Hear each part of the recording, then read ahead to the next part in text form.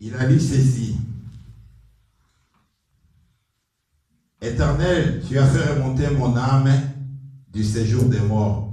Tu m'as fait revivre l'un de ceux qui descendent dans la fosse. Amen. Nous sommes l'âme comme étant la vie qui est représentée par la parole. Donc l'âme, c'est une partie centrale de l'homme. Papa Godet, tu peux nous lire dans le livre de Lévitique, chapitre 17, verset 14. Lévitique, chapitre 17, verset 14. Puisque beaucoup de gens, beaucoup de prédicateurs ont du mal à dissocier l'âme et l'esprit. Parce que 1 Thessaloniciens nous précise bien qu'il y a 3 parties. Et ces 3 parties ne sont pas collées. C'est-à-dire il y a l'esprit, il y a l'âme et il y a le corps. Mais souvent, les gens font l'erreur de mettre l'âme et l'esprit ensemble. On ne peut pas séparer, dissocier ces 2 choses. Mais, aujourd'hui, nous allons comprendre, est-ce qu'on peut associer ou dissocier ces choses, puisque déjà par définition, ils ne sont pas ensemble, puisque l'âme représente la parole, représente la vie, et quand on parle de l'esprit, c'est les facultés mentales. Donc c'est déjà 2 choses différentes. Oui, Papa Godet, Lévitique, chapitre 17, verset 14. Oui. Car l'âme de toute chair, c'est son sang. Car l'âme de toute chair, c'est son sang. Oui. Qui est en elle. Le sang qui est dans cette personne qui a la chair. Oui. C'est pourquoi. C'est pourquoi. J'ai dit aux enfants d'Israël. J'ai dit à vous les enfants d'Israël. Vous ne mangerez le sang d'aucune chair. Vous ne mangerez les sangs d'aucune chair. Car l'âme de toute chair, c'est son sang. Quiconque en mangera sera retranché. Amen. Amen. Amen. Là, c'est Dieu qui donne une recommandation aux enfants d'Israël de ne pas manger le sang. Parce que le sang, c'est quoi? Le sang représente la vie. L'âme de toute chair, c'est son sang. C'est-à-dire, dans chaque être, où il y a tout être qui a le sang, donc il y a la vie. Donc l'homme ne peut pas manger la vie. Parce que si vous en mangez, tout de suite, immédiatement, Dieu, qu'est-ce qu'il va faire? Il va vous retrancher. Alléluia. C'est-à-dire, toute créature qui a le sang a l'âme. Toute créature qui a le sang a l'âme. Et là où il y a l'âme, il y a une vie dedans. Amen. Amen. C'est pourquoi moi et mes frères musulmans, nous mangeons toujours halal. Donc nous respectons ce que Dieu a dit. Mais vous, comme vous aimez surtout les boudins rouges, je ne sais pas si vous êtes déjà retranché. Sachez que si vous mangez, si vous avez l'habitude de manger des sang, c'est que vous êtes déjà retranché chez Dieu. Amen. Amen. Donc,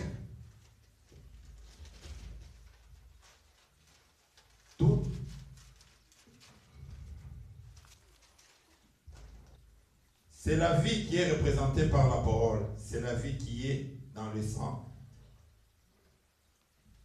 C'est l'ensemble aussi des émotions, l'ensemble des sensations. Donc, c'est la conscience de notre être.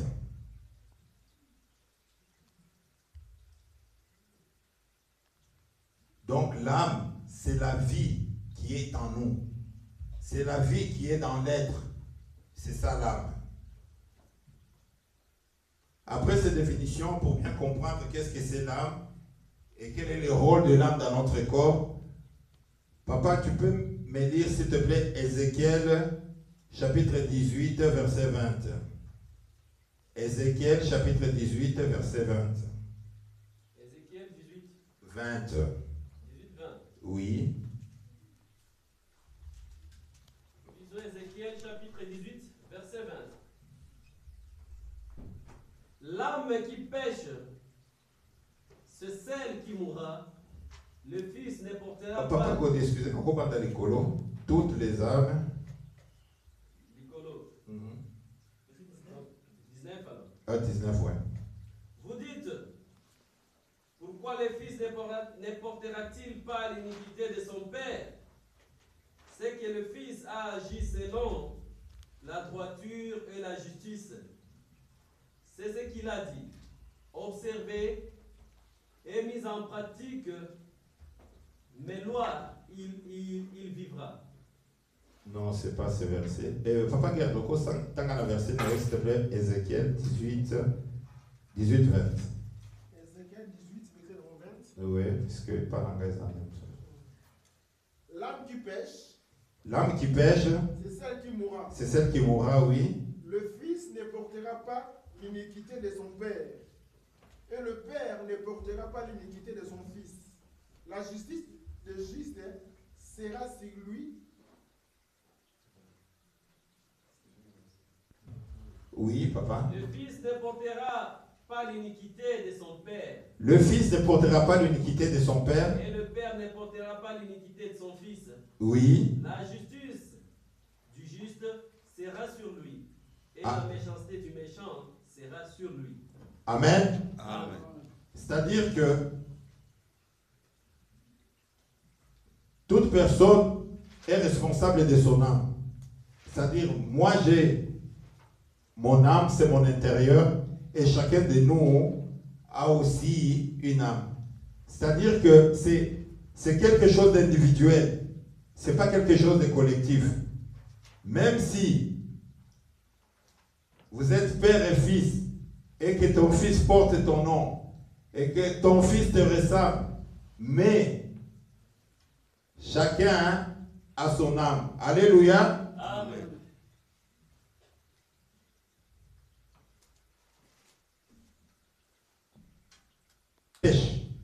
C'est l'âme qui, C'est celle qui mourra. c'est celle qui mourra.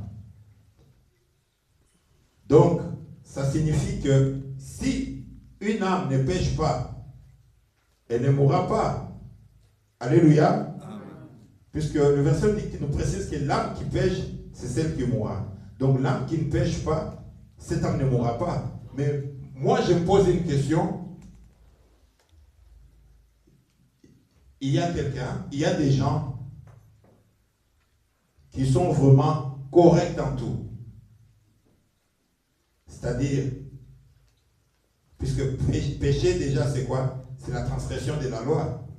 Mais cette personne est vraiment très honnête et correcte. Cette personne suit tout à la lettre. Bon, je me suis posé une question. Puisque l'âme qui pêche, c'est seulement l'âme qui mourra, c'est seulement celle qui pêche. Péché, c'est la transgression de la loi. Et cette personne, son âme, donc son âme ne mourra pas. C'est une logique. Alléluia. C'est une logique que son âme ne peut pas mourir. Parce que cette personne ne pêche pas. Cette personne fait que du bien. Cette personne rend service. Mais l'âme de la personne qui pêche, c'est cette âme qui mourra. Mais quelque part, en pensant à ça, je me suis dit, ça sert à quoi? Ça sert à quoi peut-être de venir d'aller à l'église? Puisque si je sais que je suis correct. Puisque nous venons à l'église, c'est pour avoir la vie. Pour avoir la vie. Mais alors, si déjà je suis correct, je ne transgresse pas la loi, mon âme ne mourra pas. Pourquoi je viens à l'église? Alléluia. Papa, tu peux nous lire dans Luc chapitre 20, verset 38. Ça ne sera pas non, puisque tous nous connaissons l'âme. Tous les jours nous parlons de l'âme. Il y a ceux qui cherchent le mariage. Je cherche l'âme sœur. Je cherche l'âme sœur. Il y a aussi ceux qui disent, ah, Moutouana, Koufa, Mabimaka. Ce sont des âmes errantes. Et surtout, nous prononçons, nous utilisons plus le mot âme quand il s'agit de deux choses. Quand il s'agit de la mort ou quand il s'agit d'une prévention. C'est-à-dire, pour une prévention, c'est-à-dire, ah,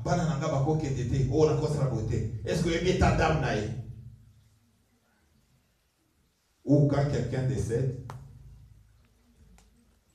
un ami, un frère, une connaissance, un membre de la famille. Notre vœu, c'est quoi? Que son âme repose en paix. Oui, papa, Luc 20, 38. 38. Oui. Or, Dieu n'est pas le Dieu des morts. Or, Dieu n'est pas le Dieu des morts, Mais des vivants. mais des vivants. Car pour lui, tous sont vivants. Pour lui, tous sont vivants. Mais, quand quelqu'un meurt, le vœu, c'est quoi? Que son âme repose en paix. Mais comment son âme va reposer en paix puisque la personne est morte? Mais Dieu n'est pas le Dieu des morts, hein? Il est le Dieu des vivants. Je me suis posé la question. Pourquoi on le fait? Pourquoi on le dit? On le dit par habitude? Ou c'est devenu une tradition? Et je ne sais pas si quelqu'un peut me répondre. Puisqu'on dit que Dieu, c'est le Dieu des vivants, ce n'est pas le Dieu des morts. Mais nous, quand quelqu'un meurt, c'est là que nous utilisons, ah, que son âme repose en paix.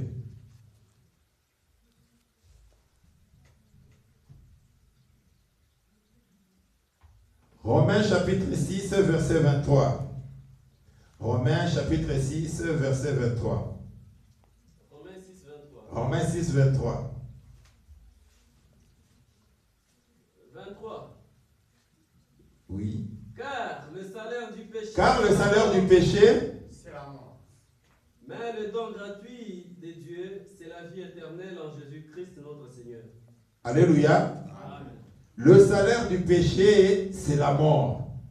Donc, votre défunt, votre frère, sœur ou membre de la famille qui est décédé, s'il est mort, c'est qu'il a eu son salaire, il a été payé. Il a travaillé, son âme a travaillé, et quoi? Il a eu son salaire. Amen. Amen. Mais Dieu n'est pas le Dieu des morts, il est le Dieu des vivants. Et pour mourir, il faut être un pécheur. Puisqu'on dit le salaire du péché, c'est la mort. Alléluia. Amen. Merci Papa Godet. Alors, je me suis dit, quand on dit que son âme repose en paix, donc pour qu'une âme se repose, c'est que cette âme a travaillé, cette âme est fatiguée, cette âme est trop chargée, et cette âme a besoin de repos. Amen. Amen. Alléluia. Amen. Puisqu'on dit toujours que son âme repose en paix. Quelle que soit la personne, moi, je vais donner un exemple. J'ai eu une fois un problème avec une maman, on ne se connaît pas. Et on parlait, elle parlait de Tshisekedi. Et elle a dit, ah, Tshisekedi vraiment, que son âme repose en paix, Zabé vraiment Yambaye. Et moi j'étais à côté de la maman, je me suis retourné. J'ai posé la question à la maman, j'ai juste posé une question. Ah, maman, que son âme repose en paix, Zambé Yambaye. Mais Zambé Yambaye, Poya Salilaki Zambé Nini. Alléluia. Amen. Mais non, la mère a dit, Dieu est miséricordieux. Alléluia. Amen. Dieu est miséricordieux. Donc, Tshisekedi, Zambé Foyambaye. Amen. Amen. Vous voyez comment vous tenez vraiment à vos âmes et aux âmes des gens. Puisque votre défunt, de son vivant, vous lui avez jamais souhaité que ton âme repose en paix, que ton âme soit en paix. Non, vous attendez que le décès, quand la personne est morte, là vous dites que son âme repose en paix. C'est logique ou illogique? Illogique. C'est illogique. Puisque nous avons défini l'âme comme étant la respiration, le souffle, l'émotion, la parole. Mais une personne qui est morte, est-ce que cette personne ressent tout ça? Non. Mais que son âme repose en paix. Papa, tu peux nous lire Jacques chapitre 2 verset 26. Jacques chapitre 2 verset 26. Jacques 2. Disons Jacques chapitre 2 verset 26. Oui. Comme le corps sans âme est mort, de même la foi sans les œuvres est morte. Alléluia. Amen. Papa, tu peux reprendre cette lecture vraiment bien doucement pour que Papa Magloire comprenne bien. 26. Oui. Comme le corps sans âme est mort, un corps sans âme, c'est un corps qui est mort. De même, la foi sans les œuvres est morte. Alléluia. Je ne sais pas si on a bien compris la lecture. On a bien compris ce que le verset nous dit. Donc, une âme est en vie que si le corps est en vie. Un corps qui ne vit pas, l'âme aussi ne vit pas. Mais que ton âme repose en paix. Alléluia. Amen. J'espère que sur tous ces points que j'aborde, on est d'accord. Puisque tous on parle trop de l'âme, on connaît l'âme. Papa Godet, tu peux nous lire encore dans Matthieu chapitre 10, verset 28. Matthieu chapitre 10, verset 28. 10, 28. Oui. 28. Oui. Ne craignez pas ceux qui tuent le corps. Ne craignez pas ceux qui tuent le corps. N'ayez pas peur de ceux qui tuent le corps. Et qui ne peuvent tuer l'âme. Et qui ne peuvent tuer l'âme, donc. Craignez plutôt. Celui qui peut faire périr l'âme. Craignez plutôt celui qui peut faire périr l'âme. Et le corps dans la géhenne. Et le corps dans la guerre.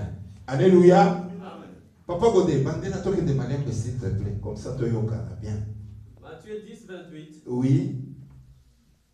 Ne craignez pas. Ne craignez pas, donc n'ayez pas peur. Ceux qui tuent le corps. Ceux, on a dit au pluriel, ceux qui tuent le corps. Donc il y a beaucoup de choses où il y a beaucoup de gens, mais qui tuent le corps. Et qui ne peuvent tuer l'âme. Mais ces choses qui tuent le corps ne peuvent pas tuer l'âme. Ne craignez pas ces choses-là. Oui. Craignez plutôt. Mais plutôt ayez peur. C'est lui. C'est une personne. C'est lui. Ou c'est une chose. Là, c'est une personne. Oui. C'est lui qui peut faire périr l'âme et le corps. C'est lui qui peut faire périr et l'âme et le corps. Dans la géhenne. Et qui va amener et l'âme et le corps dans la guerre. La guerre, c'est l'enfer. Donc, ayez plutôt peur de celui-là. Alléluia. Amen. Donc, sur tout ce qu'on est en train de parler, on voit que l'âme vraiment a une nécessité. L'âme est très précieuse. Là, on est en train de nous prévenir. Mais de nous prévenir de quoi? Pourquoi on ne nous prévient pas? Pour notre esprit. Mais là, on nous prévient surtout que pour l'âme. On ne parle que de l'âme. Alléluia. Amen.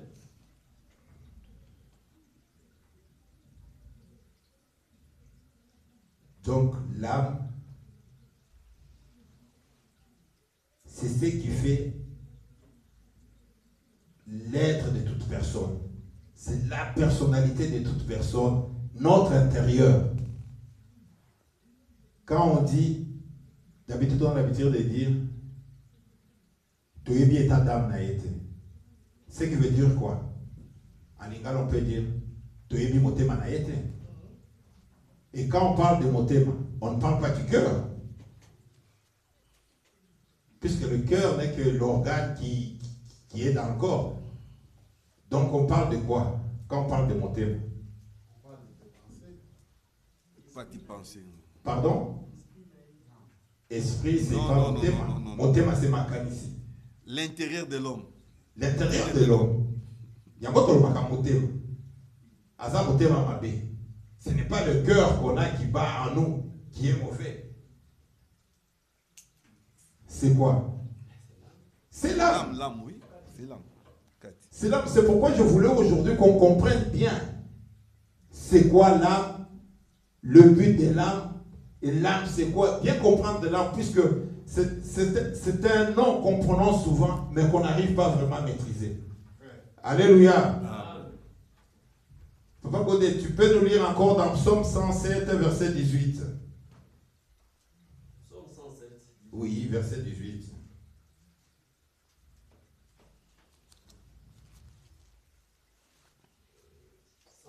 Verset 18. 18, ouais. 18. Oui. Leur âme avait en horreur. Leur âme, donc vos âmes, a en horreur Toute nourriture.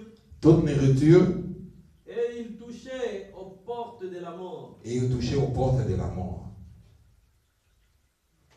Donc, une âme peut manger. Ouais. Alléluia.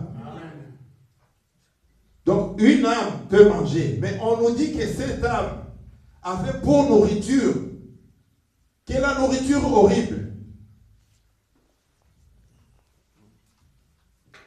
Cette nourriture horrible, pour cette âme, était vraiment un délice, appétissant.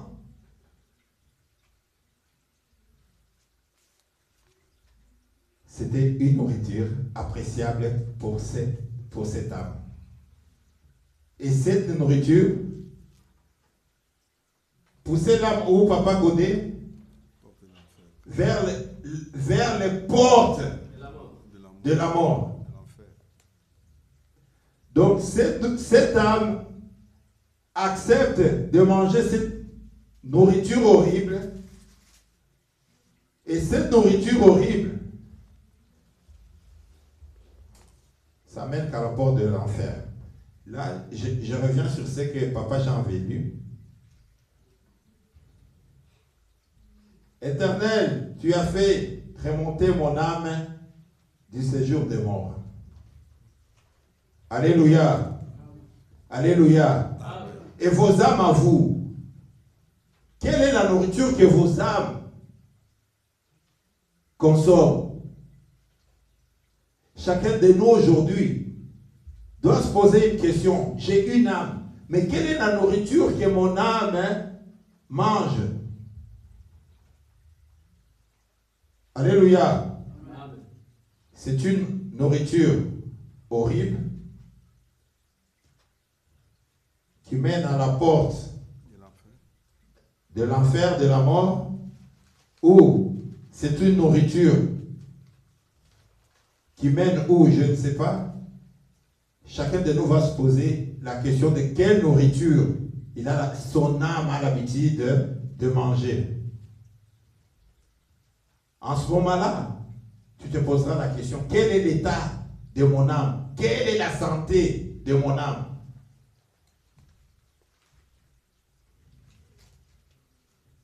Alléluia.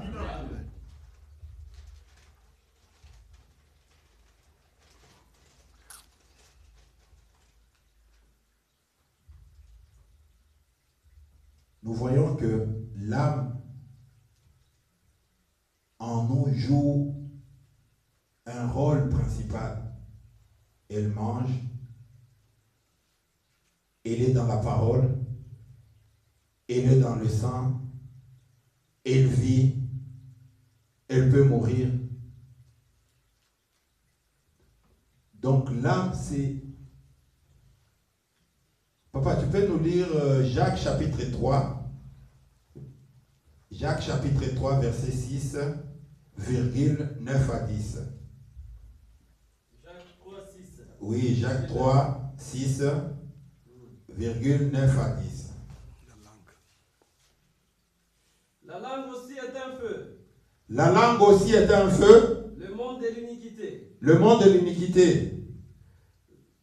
La langue est placée parmi nos membres suyants. Nos membres suyants. Nos corps. Oui. Et enflammant le cours de la vie. Enflammant le cours de la vie. Étant elle-même enflammée par la géhenne. La langue elle-même, elle est enflammée par la guerre, enflammée par l'enfer. 6,9 à 10. 9 à 10. 9. Oui. Par elle, nous bénissons le Seigneur, notre Père. C'est ça, non? Non. Toujours sur Jacques 3, 9 à 10, oui. C'est ça? Virgule 9 à 10. Oui, par elle, nous bénissons le Seigneur, notre Père.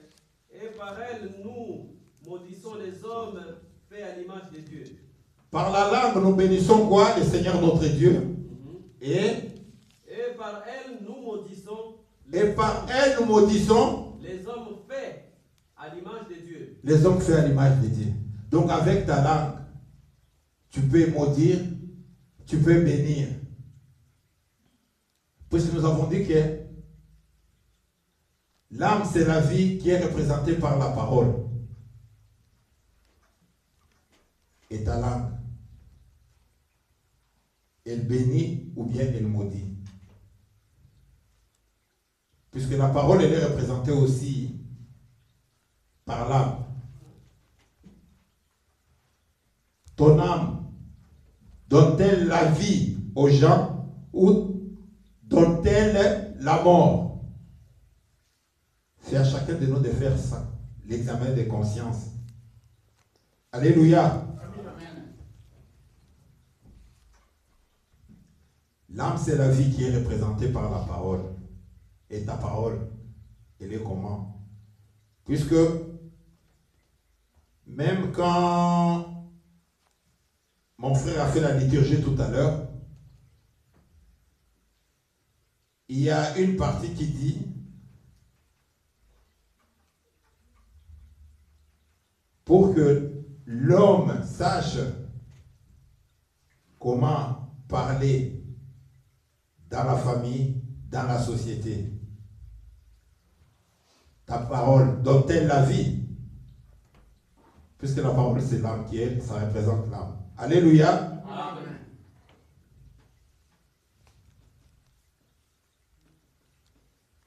Donc, chacun de nous devra comprendre quel est l'état de son âme.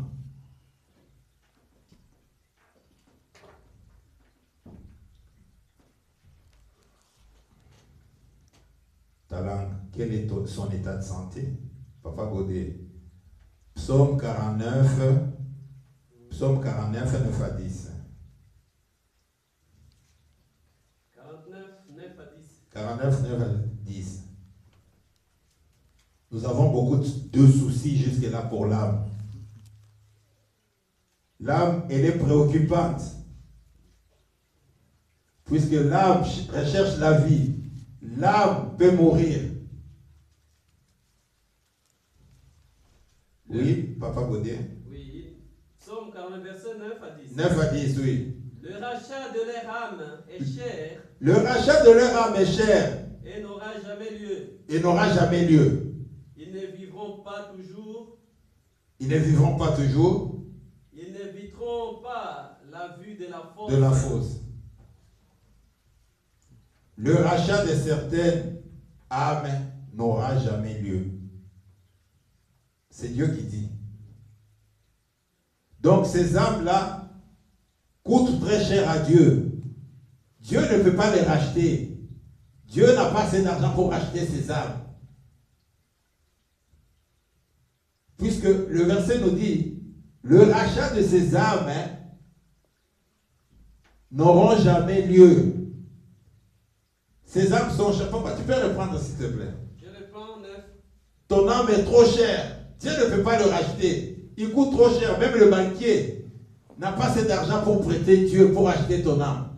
Le rachat de leur âme est cher Le rachat de leur âme est cher et n'aura jamais lieu. et n'aura jamais lieu. Ils ne vivront pas toujours, Ils ne vivront pas toujours. ils n'éviteront pas la vue de la fosse. Donc ces âmes-là, comme Dieu ne peut pas les racheter, ils sont trop chers. Ces âmes-là ne vivront jamais, ne vivront jamais. Et de leurs propres yeux, ils verront quoi? La fosse.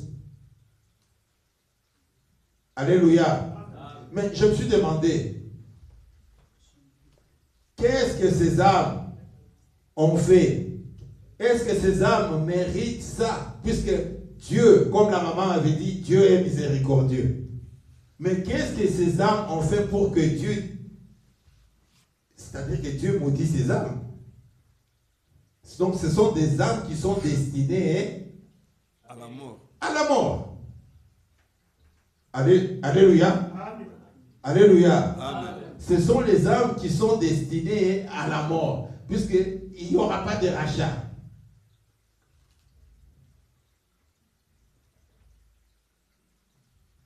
Alléluia.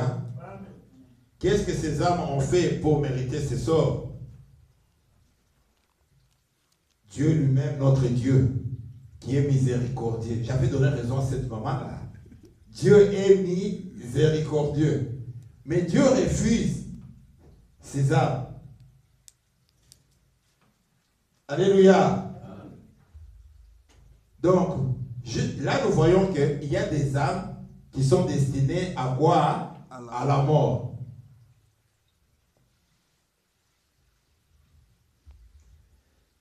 Jérémie chapitre 16, verset 17. Jérémie chapitre 16, verset 17.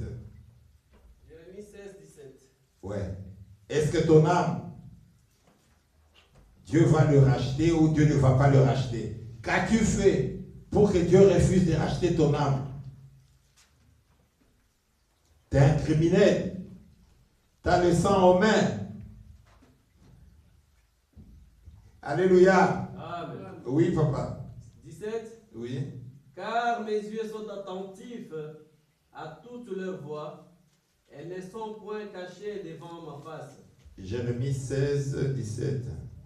C'est ça. Ouais. Car mes yeux sont attentifs Mhm. à toute leur voix, elles ne sont point cachées devant ma face, et leur iniquité ne se dérobe point à mes regards. Ah non, papa, c'est Matthieu 16. Fils de Jonas, car ce ne sont pas la chair et le sang qui t'ont révélé cela, mais c'est mon Père